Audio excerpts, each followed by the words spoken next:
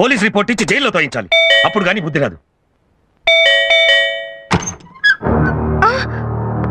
రాఘవ్ గారు ఉన్నారా? ఉన్నారు. నేనే రాఘవన్. చెప్పండి. Your under arrest. అరెస్టా? దేనికి? ఎంసెట్ పేపర్స్ లీక్ చేయడం కోసం 10 లక్షల రూపాయలు లంచం తీసుకున్నందుకు. దానికి సాక్ష్యం మీ ఆఫీస్ బీరువాలో దొరికిన 10 లక్షల రూపాయల క్యాష్. నా బీరువాలో క్యాష్ దొరకడం ఏంటి? నాకేం తెలియదు సార్. నేను లంచం తీసుకోలేదు. నా మాట నమ్మండి ప్లీజ్. నమ్మాల్సింది కోర్టు. కమాన్. ముద్దాయిని 30 రోజులు రిమాండ్లో ఉంచవలసిందిగా ఆదేశించటమైనది. సార్, ఇవిగో మీరు అడిగిన ఫైల్స్. అలాగే. నేను పాస్ అయ్యానని నన్ను చూడ్డానికి వచ్చా. నాన్న. ఆదిత్య, ఏమైంది? మా నాన్న నన్ను చూడ్డానికి వచ్చారు. ఏంటయ్యా హడావిడి? సార్, మా నాన్న వచ్చారు సార్. అలాగా? అవును సార్, గేట్ దగ్గర ఉన్నారు. నాకోసమే వచ్చి ఉంటారు సార్.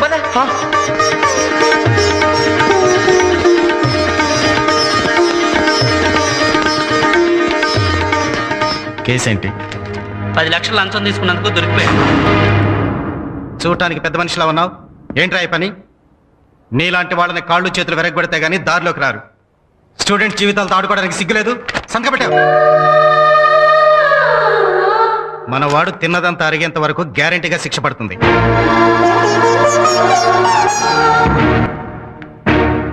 సార్, నేను నేరం చేసి జైలుకొచ్చానని మా నాన్నను కూడా నేరస్తుల్లా చూడగలను సార్. నిప్పుకి చెదపట్టడం ఎంత అబద్ధం, మా నాన్న తప్పు చేస్తాడనుకోవడం అంతకన్నా అబద్ధం సార్. మా నాన్న తప్పు చేయడు సార్. తప్పు చేయడు సార్. మా నాన్న తప్పు చేయడు సార్.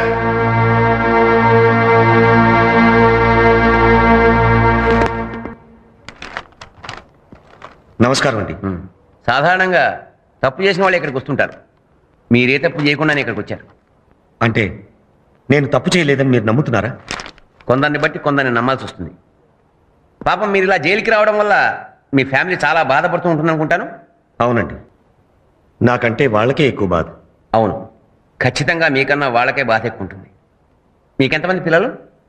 ఒకసారి అబ్బాయి లేరా? ఉండేవాడు, చచ్చిపోయాడు.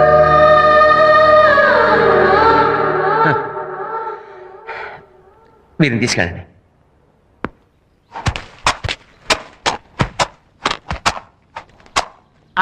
ఆగండి బాబు, ఆగండి. పర్లేదు, కూర్చోండి బాబు, కూర్చోండి. బాబు, టీ ఏమైనా తీసుకుంటారా బాబు? వద్దు బాబు, మీ మాసిపోయిన బట్టలు ఏమన్నా ఉంటాయండి, మేము ఉతికి పెడతాం. మమ్మల్ని అడగండి బాబు, మీకు ఏది కావాలంటే అది మేం చేసి పెడతాం. అలాగే. అసలు మీరు ఇక్కడికి రావటమే అన్యాయం బాబు. ఇక్కడికి మాలా నేరం చేసిన వాళ్ళు రావాలి కానీ మీరు బాబు. అంటే అంటే నేను నేరం చేయలేదని మీరు నమ్ముతున్నారా? 25 ఏళ్లుగా పనిచేస్తున్నా ఆఫీసులో వాళ్ళెవరూ నన్ను నమ్మలేదు. నేను నమ్ముకున్న సమాజము నన్ను నమ్మలేదు. కానీ జైల్లో ఉన్న మీరంతా నన్ను నమ్ముతున్నారు. వాళ్ళ సంగతి మాకు తెలియదు సార్. మీరు మా ఆదిత్య బాబు తండ్రి, మీరు తప్పు చేయరంతే.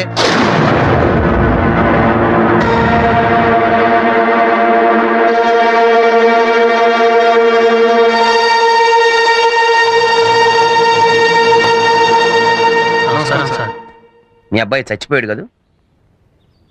మీ దృష్టిలో చచ్చిపోయిన మీ కొడుకు వీళ్ళ దృష్టిలో ఏ స్థానం సంపాదించాడో చూశాను. మీరు అధికారిగా ఏ తప్పు చేయలేదు, కానీ కన్నతండ్రిగా చాలా పెద్ద తప్పు చేశారు. ఓ అమ్మాయి జీవితం నాశనం కాకుండా కాపాడిన కొడుకును కన్నందుకు గర్వపడాల్సింది పోయి ఓ నిండు ప్రాణం తీసిన హంతకుణ్ణి కన్నాను అని అసహించుకున్నారు. ఓదార్చాల్సిన తండ్రి స్థానంలో ఉండి అతన్ని ఒంటరి వాణ్ణి చేశారు. ఆ రోజు జరిగిన దాంట్లో మీ కొడుకు తప్పు లేదని మీరు నమ్మకపోయినా ఈ రోజు జరిగిన దాంట్లో మీ తప్పు లేదని మీ కొడుకు నమ్ముతున్నాడు.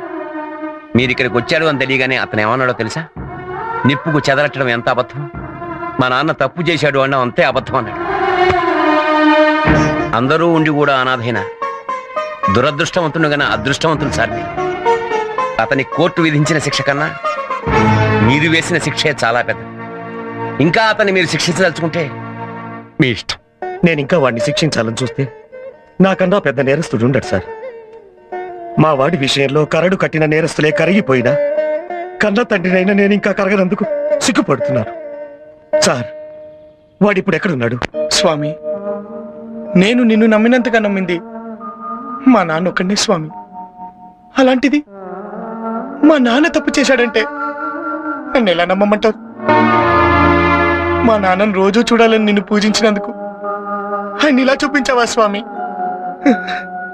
ఆయన్ని నిర్దోషిగా నిరూపించి త్వరగా ఇక్కడి నుంచి వెళ్ళిపోయేలా చెయ్యి.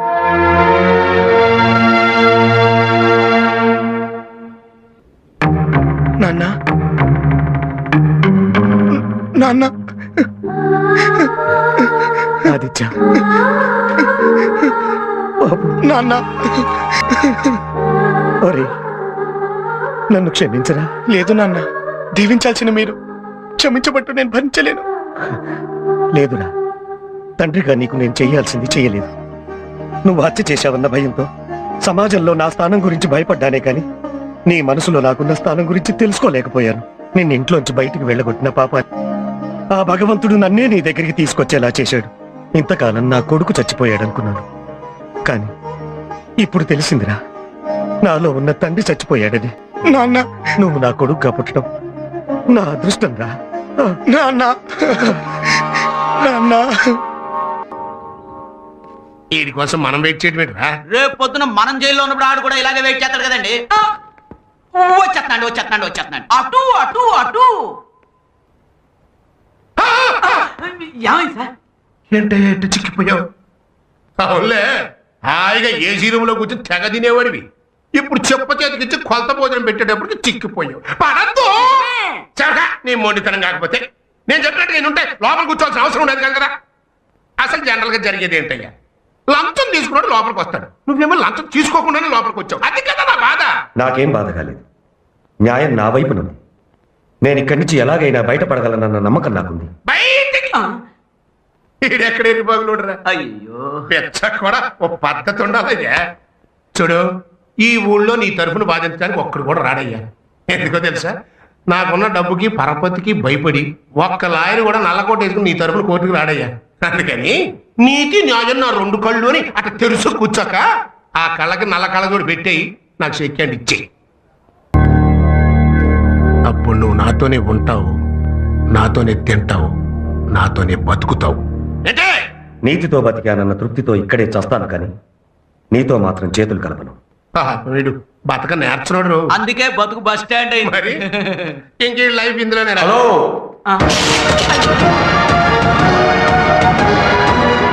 ఏంటి మా నాన్నతో ఏదో మాట్లాడుతున్నావు? ఆడు నీ బాబా? అరే తండ్రి కొడుకు సేమ్ చెయ్యి. ఎవరికి నాకు అదృష్టం. నా అదృష్టం సంగతి వదిలే, ఇప్పుడు నాకు నీతో ఉండాలనుంది, నీతో తినాలనుంది, నీతో బతకాలనుంది. నానా, మీ నాన్న నిజాయితీగా బతకాలనుకున్న అమాయకుడైనా నువ్వు మాత్రం నాతో చేతులు కలపాలనుకుంటున్నావయ్యా. నీకు మంచి మిత్రుందయ్యో, నేను తొందరగా బయటకు రప్పిస్తా. నన్ను బయటికి రప్పించడం కాదు, నేనే నిన్ను లోపలికి రప్పిస్తాను. అప్పుడు నీతో పాటు ఉంటాను, నీతో పాటు తింటాను, నీతో పాటు బ్రతుకుతాను. ఏంటి జైల్లో ఉన్న నువ్వు ఆయన్ని లోపలికి రప్పిస్తావా? జైల్లో ఉండి లా చదువుకున్న వాడిని అదే జైల్లో ఉండి ఆయన్ని లోపలికి రప్పించడం పెద్ద కష్టమైన పని కాదు. కొత్తగా నల్ల కోట వచ్చింది కదా అని ఓ ఎగిరెగిరి పడిపోబాక మొత్తగా సామెత అయిపోద్ది. నువ్వు పుట్టక ముందే నా జుట్టు నెరిసింది. ఎప్పుడో నెరిసిన జుట్టు కంటే ఇప్పుడు మొలిచిన మీసాలకు పదును పౌరుషం ఎక్కువ. ఆహా, మాటకు మాట బాగా చెప్తున్నా. మాది మాటలు చెప్పే వంశం కాదు, అన్న మాట నిలబెట్టుకునే వంశం. ఏంటి ఛాలెంజ్ చేస్తున్నావా? నీ భవిష్యత్తు చెప్తున్నాను. హలో, ఏంటి? చాలా థ్యాంక్స్. దేనికి? నేను వాదించే మొదటి కేసు మా నాన్న కేసు అయ్యేలా చేసినందుకు. Young generation. ఎంత ముద్దొస్తున్నావో. ఏమెట్టి పెంచింది బాబు నిన్ను మీ అమ్మ? లేకపోతే మనకి అడ్వాన్స్ ఇచ్చిన పార్టీలందరూ లబ లబ లబ లబ కొట్టుకుంటారు, మన పొజిషన్ వీక్ అయిపోతుంది. మధ్యాహ్నం 1 గంట లోపు కోర్టులో మీ పని అయ్యేట్టు నేను చూస్తాను. పదండి.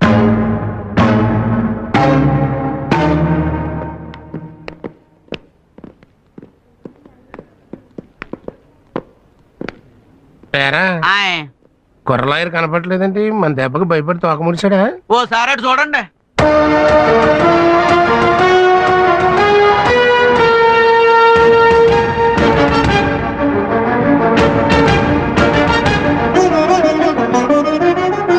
అమ్మా,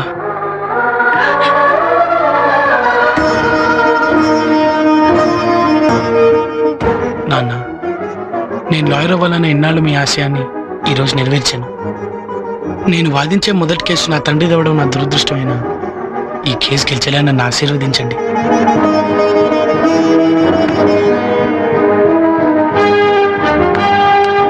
సత్య, రేపు ఎంసెట్ ఎగ్జామ్స్.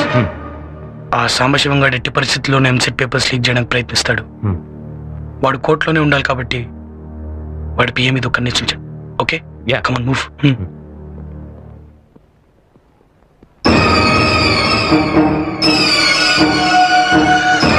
రోడ్డు మీద ఎవరో ఏవో మాటలు చెప్తే ఇంటికి వచ్చి అడగడం ఏమిటండి?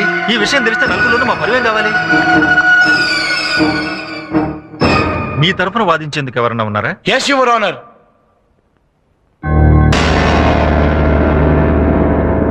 ప్రొసీడ్. లుక్ మిస్టర్ సాంబశివం, చూస్తూనే ఉన్నానండి. మీరు రాఘవ్ గారిని మీ ఇంటికి పిలిచి 10 లక్షల లంచం ఇస్తాన్నారా? లంచం? అయ్యా, గుళ్ళో 10 పైసలు దక్షిణ వేస్తేనే దేవుడికి లంచం ఇస్తున్నాడు అని జనం ఎక్కడనుకుంటారో అని భయపడే నేను 10 లక్షలు మరైతే ఆయన్ని ఇంటికి ఎందుకు పిలిపించారు? ఇంటికి అయ్యా, నాకు ఆయనకి నయా పైస పరిచయం కూడా లేదండి. అలాగా? మరైతే కలవటానికి జైలుకి ఎందుకు వెళ్ళారు? నేను జైలుకి వెళ్తే రిజిస్టర్లో నా సంతకం ఉంటది కదండి. పెట్టు. యువర్ ఆనర్, చట్టానికి కళ్ళు లేవంటారు, కానీ ఇప్పుడు చట్టానికి కళ్ళున్నాయి. జైలు రిజిస్టర్లో పేరును మార్చగలరు, కానీ అదే జైల్లో ఉన్న క్లోజ్ సర్క్యూట్ కెమెరాలో రికార్డ్ అయిన దృశ్యాన్ని ఎవ్వరూ మార్చలేరు. Please allow me your honour.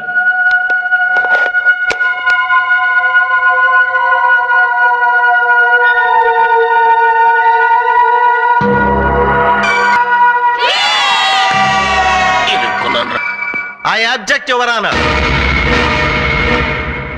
పెరిగిన టెక్నాలజీతో ఇలాంటి సాక్ష్యాలు ఎన్నైనా సృష్టించవచ్చు. అమెరికా అధ్యక్షుడు జైలుకు వచ్చి ఈ రాఘవ గారితో మాట్లాడినట్టు నేను సృష్టించగలను. యువర్ ఆనర్, ఈయన లాయరుగా కాక ఒక నేరస్తుడిగా, ఒక నేరస్తుడికి కొడుగ్గా క్రిమినల్ బుర్రతో ఆలోచించి ఇలాంటి వాళ్ళు సృష్టిస్తున్నాడు. క్రిమినల్ మెంటాలిటీ ఉన్న ఇలాంటి వాళ్లను చదువుకొనిస్తే కోర్టుని ఇలాగే మోసం చేస్తారు. ఇలాంటి వాళ్లను చదువుకోనివ్వటమే తప్పు. తప్పుడు పనులు చేసి జైలుకెళ్లి కోర్టుని ఇలా తప్పుదోవ పట్టించాలనుకుంటున్నా ఇలాంటి ఖైదీ లాయర్లకు కోర్టులో వాదించే అర్హత కూడా లేదు. అంతేకా, that's all your honour. Court is adjourned for lunch. ఇప్పుడు 1 గంట అయింది. మీరు వెళ్ళి వెంటనే పని చూసుకుని తొందరగా వచ్చేయండి మళ్ళీ.